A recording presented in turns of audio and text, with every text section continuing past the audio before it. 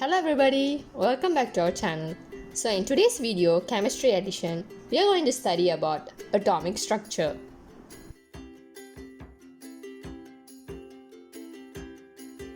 So as usual, before proceeding to the teaching part, let's have a look at the learning outcomes. So first, we are going to study about subatomic particles, followed by proton number and nucleon number, isotopes, relative atomic mass, and finally mass spectrometry and isotopic abundance. Particles present in an atom are termed as subatomic particles.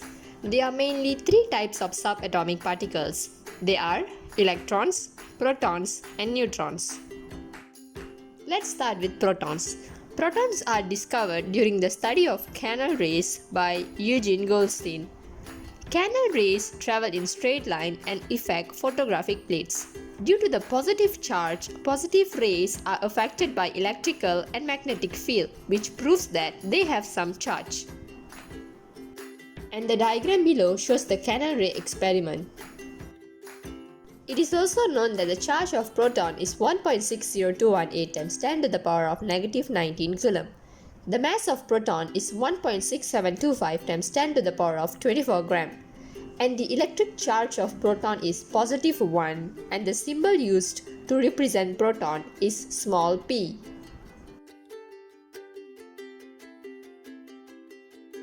Let's proceed with electrons. Electrons are discovered by J.J. Thomson during the study of cathode rays tube experiment. The charge of an electron is measured by R.A. Millikan through an oil drop experiment and estimated as 1.60218 times 10 to the power of negative 19 coulomb. The mass of electron is 9.1091 times 10 to the power of negative 28 gram. And the charge of electron is negative. And the final subatomic particle is neutron. Neutrons are neutral subatomic particles located in the nucleus with positively charged protons. Chadwick discovered these neutral particles by the bombardment of alpha particles on beryllium. Neutrons are unaffected by magnetic and also electric field. The mass of neutron is similar with proton, which is 1.6748 times 10 to the power of 24 gram. The diagram shows an atomic structure. So it's clear that protons and neutrons are located inside the nucleus at the center of the atom, while electrons are found outside the nucleus in the shells. Now let's look at the comparison between all these three subatomic particles. The symbol used for neutron is N, for proton is P, and for electron is E. The location of neutron is inside the nucleus, for proton is inside the nucleus, and for electron, it's located in the electron cloud. And the mass of neutron is 1 atomic mass, for proton is also 1 atomic mass, and for electron is 0. Neutron is a neutral particle while proton is a positively charged particle and electron is a negatively charged particle. Now let's proceed with proton number and nucleon number. The number of proton in the nucleus is represented by the proton number Z, which is known as atomic number. Proton and neutrons are both nucleons. So nucleon numbers, or also known as mass number, is a total number of proton and also neutron. Let's look at the example below. The number 4 represents the mass number, which is the sum of proton and also neutrons, while the number 2 is the atomic number, which represents the number of protons. He is the element symbol for helium atom. Next, isotopes are atoms of the same element with different neutron numbers or different masses. They are identified by specifying its atomic number and mass number. The common symbol used to show mass and proton number is shown in the diagram below. Z represents the proton number or atomic number, while N represents the neutron number. A represents nucleon number or also known as mass number. So we should know that the nucleon number is the sum of proton and neutron, which is Z plus N. Let's do one example question. In this question, we are required to determine the number of protons, electrons and neutrons for the isotopes. So for the first isotope, the number of proton is 6 and the number of electrons is also 6. This is because it is a stable atom. So for an atom, the number of proton is equals to the number of electrons. The number of neutrons are 6. The number of neutrons are obtained by subtracting the number of proton from the nucleon number. As we know, the nucleon number is the sum of protons and neutrons. So in this case, we already know that the nucleon number is 12. So when we subtract 12 with 6, we will get the number of neutrons, which is 6. Same goes to the next example. So in this example, we already know that the nucleon number is 13 and the proton number is 6. The number of electrons will be similar to the number of protons because this is an atom.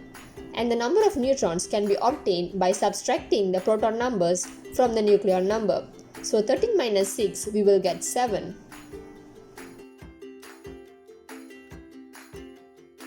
Now let's look at another example to determine the number of protons, electrons and neutrons in a charged particle. So in a charged particle, the atom is not stable. So when a particle is not stable, we know that the number of proton is not similar to the number of electrons. So in this example, we have sodium ion. We know that the number of protons of sodium ion is 11.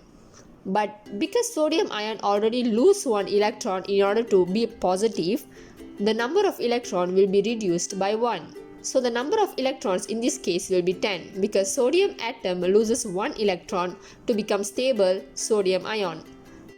And the number of neutrons can be obtained by subtracting the number of protons from the nucleon number.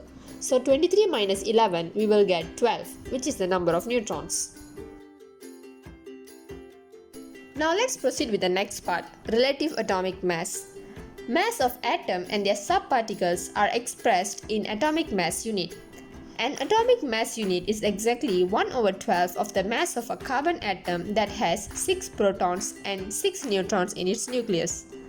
If we define the mass of carbon-12 as exactly 12 atomic mass units, then it is possible to establish a relative weight scale for other atoms.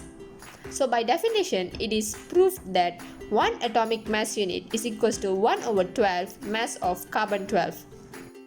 The atomic weight of all elements are relative to the mass of carbon-12 atom.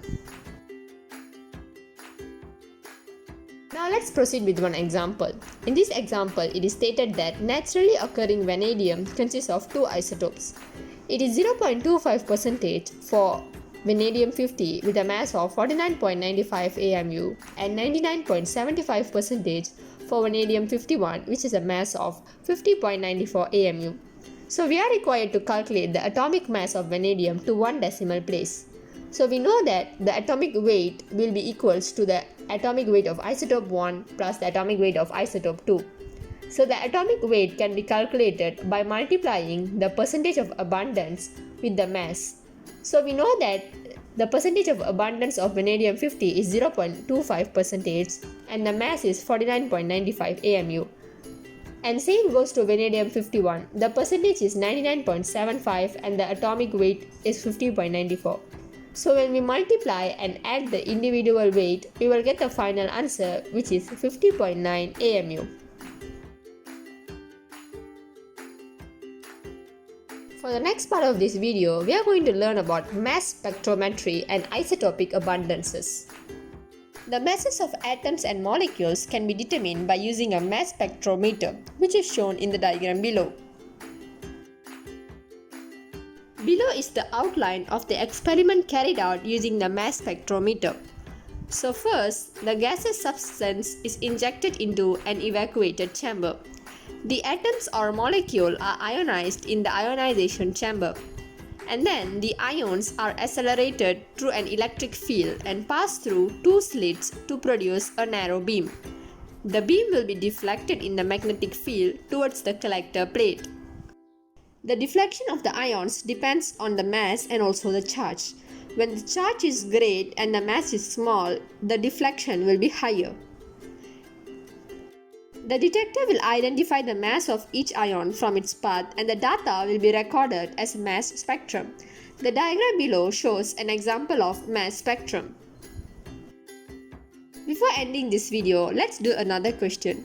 In this question, it is stated that an element has the following natural abundances and isotopic masses: 89.90 abundance with 19 AMU, 10.1% abundance with 20 AMU. So we are required to calculate the average atomic mass of this element. So we know that the first thing we need to do is find the individual atomic mass by multiplying the abundance with the AMU. So when we solve that, we can get the individual atomic mass, and finally we have to add both individual atomic mass to get the final average atomic mass of that element. So when we solve the equation, we will get 19.101 atomic mass unit. Well, that's all for this video. Thank you so much for watching. Hope you all understand today's lesson. If you all have any doubts or any other question related to this topic, feel free to ask in the comment section below. And don't forget to subscribe our channel for more interesting videos. Thank you so much. See you all in the next video. Bye.